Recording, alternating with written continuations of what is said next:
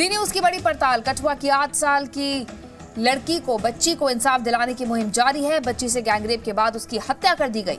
बच्ची को इंसाफ दिलाने के लिए जी न्यूज की ग्राउंड रिपोर्ट लगातार जारी है और इस मामले में 8 लोगों को गिरफ्तार कर लिया गया है और उनका ट्रायल चल रहा है। देश में लोग प्रदर्शन कर रहे हैं, लेकिन कठुआ मामले में तथ्यों की जांच किसी ने नहीं की। सब सुनी सुनाई बातों के आधार पर आक्रोश जाहिर कर रहे हैं। जिन लोगों ने 8 साल की बच्ची के साथ दरिंदगी की वो तो गुनहगार है ही, लेकिन इसके साथ वो लोग भी गुनहगार हैं जिन्होंने इस पूरे मामले को धार्मिक रंग दिया और राजनीतिक रंग दिया। कठुआ मामले की जी न्यूज ने 5 दिनों तक पड़ताल की है। कश्मीर क्राइम ब्रांच की चार्जशीट में बताए गए तमाम लोकेशंस पर जी न्यूज की टीम गई। कठुआ के देवीस्थान मंदिर से लेकर यूपी के मुजफ्फरनगर के उस कॉलेज तक गई जिसका जिक्र चार्जशीट में किया गया है। जी न्यूज की टीम ने वहां के लोगों से बात की और अब तक सबसे मुकम्मल ग्राउंड रिपोर्ट तैयार की है। तो जी न्यूज की पूरी रिपोर्टिंग के दौरान मन में सिर्फ एक ही बात थी और वो ये कि 8 साल की बच्ची को किसी भी हालत में इंसाफ जरूर मिलना चाहिए और इस दुनिया में जो भी सबसे कड़ी सजा होती है वो उसके हत्यारों को मिलनी चाहिए। लेकिन रासना गांव के लोगों के सवालों को नजरअंदाज नहीं किया जा सकता है। इस मामले में 8 साल की बच्ची को इंसाफ तब मिलेगा जब सारे सवालों और शंकाओं को तथ्यों की मदद से खत्म किया जाएगा। हमारी ग्राउंड रिपोर्ट में कठुआ के रासना गांव के लोगों ने बहुत से सवाल किए हैं। गांव वालों का सवाल है कि जिस एक कमरे के मंदिर में 4 खिड़कियां हो, जिसके 3 दरवाजे हों और हर रोज 3 गांव के लोग यहां पूजा अर्चना करने आते हों, वहां किसी लड़की को बंधक बनाकर कैसे रखा जा सकता है। लोगों का यह भी सवाल है कि कोई पिता अपने बेटे और अपने नाबालिग भांजे को 8 साल की बच्ची से रेप करने के लिए कैसे कह सकता है। आरोपी साजीराम लड़की की हत्या के बाद उसका शव अपने ही घर के पास क्यों फेंकवाएगा। स्थानीय लोगों के मुताबिक 15 जनवरी को देवीस्थान पर भंडारा हुआ था। क्राइम ब्रांच की चार्जशीट में ये लिखा गया है कि 15 जनवरी तक लड़की देवीस्थान पर मौजूद थी। ऐसे में भंडारे में शामिल लोगों ने उस लड़की को क्यों नहीं देखा। विशाल नाम के जिस आरोपी को क्राइम ब्रांच ने पकड़ा है उसके बारे में कहा जा रहा है कि वो इस दौरान उत्तर प्रदेश के मुजफ्फरनगर में था और वहां एक कॉलेज में परीक्षा दे रहा था। ऐसे में आरोपी एक ही समय पर 2 जगह पर कैसे मौजूद हो सकता है। कश्मीर की क्राइम ब्रांच ने एक ऐसे अधिकारी उसमें भी शामिल है जिस पर खुद रेप और हत्या का आरोप है। इसके अलावा उस अफसर के हुर्रियत के नेताओं से भी अच्छे रिश्ते बताए जाते हैं। स्थानीय लोगों का भी कहना है कि जब ये जांच क्राइम ब्रांच को सौंपी गई थी तो क्राइम ब्रांच ने रासना गांव के कई लोगों को थाने में बंद करके टॉर्चर किया था। इस पूरे मामले की एक महत्वपूर्ण कड़ी तालिब हुसैन नाम का व्यक्ति भी है जिसने इस बच्ची के चौथे के दिन हाईवे को जाम करके प्रदर्शन किया था। तालिब एक एनजीओ चलाता है। उसके बारे में कहा जाता है कि वो जम्मू में हुर्रियत कॉन्फ्रेंस का एजेंडा फैलाता है। लोगों का यह आरोप है कि बच्ची के माता पिता तो शुरुआत से ही सीबीआई जांच की मांग कर रहे थे, लेकिन तालिब हुसैन ने पीड़ित के घर वालों को क्राइम ब्रांच से जांच कराने के लिए उकसाया। इसीलिए अब यहाँ के लोग इस पूरे मामले की सीबीआई जांच की मांग कर रहे हैं ताकि पूरा सच सामने आ सके और दोषियों को सजा मिल सके। और कठुआ के सच पर बातचीत करने के लिए हमारे साथ जम्मू से राहुल सिन्हा मौजूद हैं। राहुल उस जगह मौजूद हैं जहां वारदात हुई है, ऐसा कहा जा रहा है। आपने अपनी रिपोर्ट में अब तक क्या पाया है और क्या कमी आपने पाई चार्जशीट में जो लिखा है और आपने जो देखा उसके बीच में। नंदिता, जो चार्जशीट है और जो जगह है, जब हम उन दोनों को मिलाते हैं तो कई सवाल उस चार्जशीट पर खड़े होते हैं और ये सवाल हम इसलिए खड़े कर रहे हैं ताकि उस मासूम बच्ची को इंसाफ मिल सके, न्याय मिल सके। सांझीराम और उसके साथियों ने इस जघन्य अपराध को अंजाम दिया है तो वो साबित तब होगा या फिर उनको सज़ा तब हो पाएगी अगर ये प्रूफ हो पाया, और वो प्रूफ तभी हो सकता है जब ठीक ढंग से चार्जशीट को रखा जाए सामने। लेकिन अफसोस की बात यह है कि कहीं ना कहीं ये देखकर लगता है कि इस चार्जशीट में सांप्रदायिक रंग देने की ज़्यादा कोशिश की गई है बजाय इसके कि तथ्यों को सही तरीके से पेश किया जाए। जिस मंदिर की देवस्थान की बात की जा रही है वो देवस्थान 3 तरफ से दरवाजे हैं, उसमें 4 खिड़कियाँ हैं, खुला हुआ है, गाँव के रास्ते में पड़ता है जहाँ से लोग गुजरते हैं। महत्वपूर्ण बात यह है कि पुलिस ने लिखा, क्राइम ब्रांच ने अपनी चार्जशीट में कहा कि 15 तारीख को इस बच्ची की हत्या करने के बाद में उसके शव को बाहर फेंक दिया गया था। 15 तारीख को ही देवस्थान में एक बड़ा भंडारा हुआ था जो वहाँ पर जो लोग मौके पर मौजूद थे उन लोगों ने उनमें से कुछ लोग हमको मिले भी। उन्होंने ये बात साफ तौर पर कही कि हम लोग उस भंडारे में उस दिन मौजूद थे।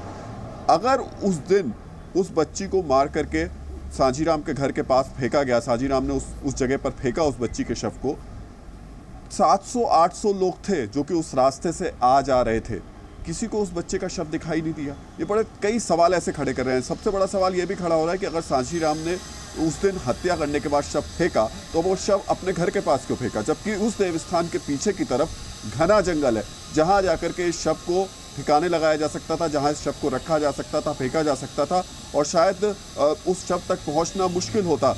कम से कम 15 दिन, 20 दिन, 1 महीने बाद शायद उस शव तक कोई पहुंच पाता। इन सब को दरकिनार करते हुए चार्जशीट रख दी गई है। तथ्य और जो सत्य है, जो वहां के हालात हैं, उसमें बहुत अंतर दिखाई देता है नंदिता। बिल्कुल, और राहुल, साफ है आपकी रिपोर्ट में कि तथ्यों के आधार पर तो जांच नहीं की जा रही है, सच सामने नहीं आ रहा है। आपकी समझ से कठुआ केस के पीछे एजेंडा क्या हो सकता है?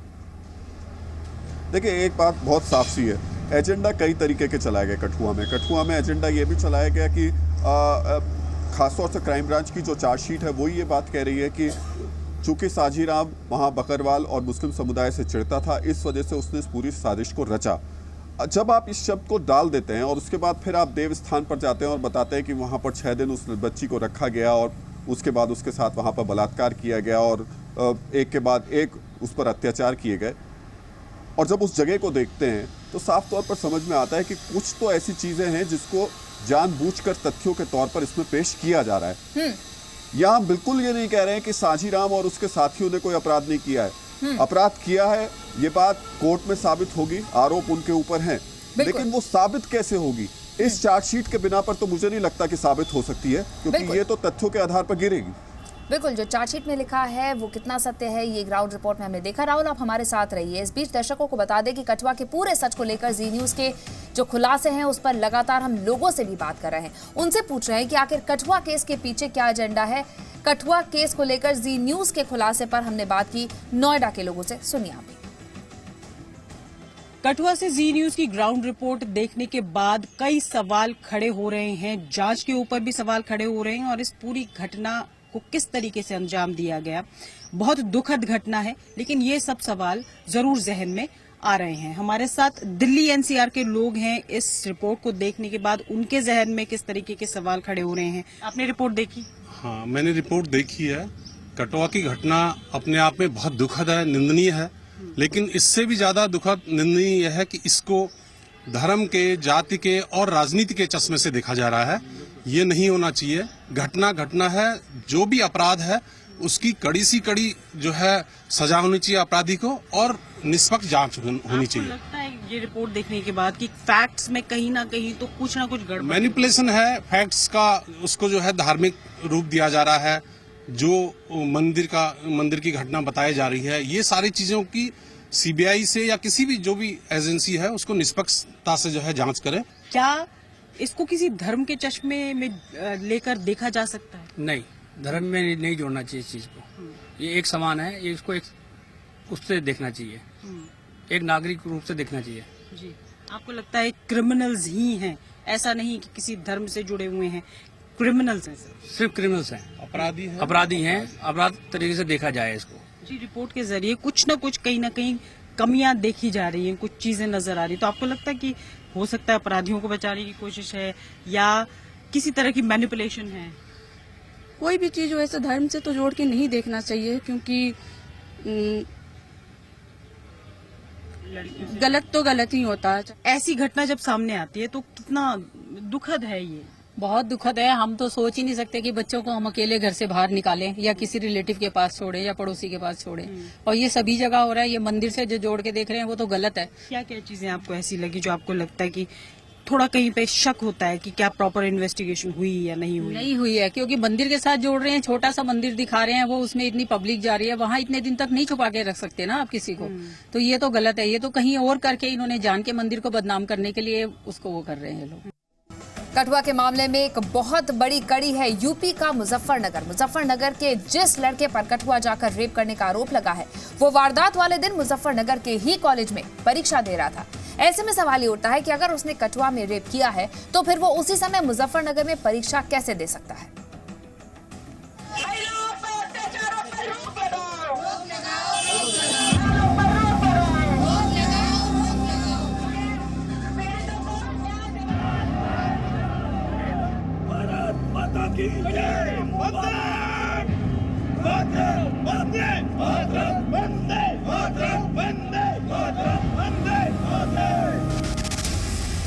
क्राइम ब्रांच ने अपनी चार्जशीट में जम्मू के ही रहने वाले विशाल जंगोत्रा नाम के युवक को भी आरोपी बनाया है।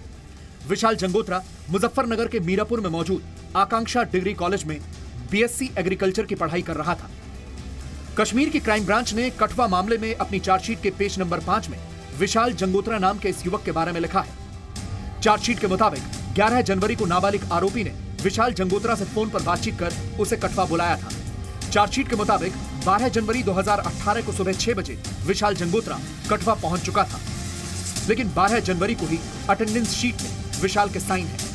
अब क्राइम ब्रांच की चार्जशीट पर सवाल ये उठ रहा है कि अगर विशाल मुजफ्फरनगर के के जैन डिग्री कॉलेज में परीक्षा दे रहा था तो फिर वो जम्मू में कैसे मौजूद हो सकता है? वो लड़के हमारे यहाँ के नहीं थे। यूनिवर्सिटी ने आकांक्षा कॉलेज मीरापुर का सेंटर यहाँ पे लगा दिया, तो वहीं के टीचर उन्हें लेके आते थे, उन्हीं के वेरिफिकेशन पे बच्चे पेपर देते थे यहाँ पे।